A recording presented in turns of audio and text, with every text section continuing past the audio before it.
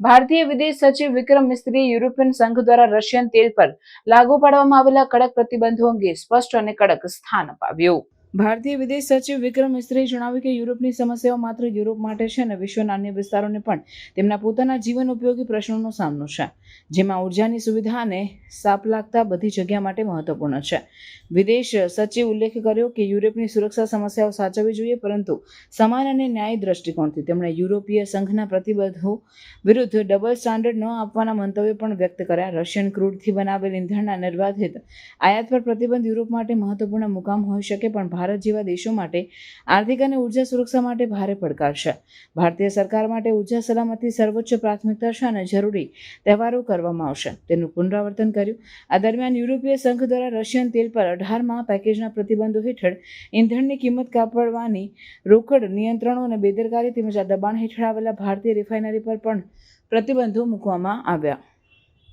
તે જાણકારી મુજબ આ પ્રતિબંધો ભારતની ખાસ કરીને રિફાઇન્ડ પેટ્રોલિયમ ઉત્પાદનોની યુરોપમાં નિકાસ વેચાણ પર અસર કરવા જઈ રહ્યો છે, જે ભારતની આર્થિક આવક માટે ગંભીર ભાવિ જોખમ બની શકે છે. તેમ છતાં ભારતની રશિયન તેલ પરિમાણ ઊંચી રહે છે અને તે ઉત્પાદન જરૂરિયાતોને પૂરી કરવા માટે અતિ મહત્વપૂર્ણ છે. આ મામલે વિક્રમ મિસ્ત્રીએ સ્પષ્ટ કર્યું કે ભારત પોતાની નીતિ પર અડગ રહેશે અને દેશની ઉર્જા સુરક્ષા માટે જે કરવું પડશે તે કરશે.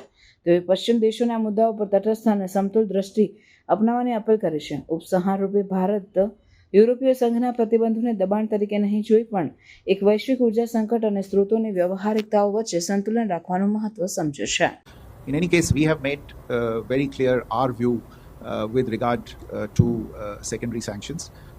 I think what you are pointing to in terms of the recent announcement by the European Union, we have been very clear that insofar as energy security is concerned, it is the highest priority of the Government of India to provide energy security for the people of India, and we will do what we need to do with regard to that.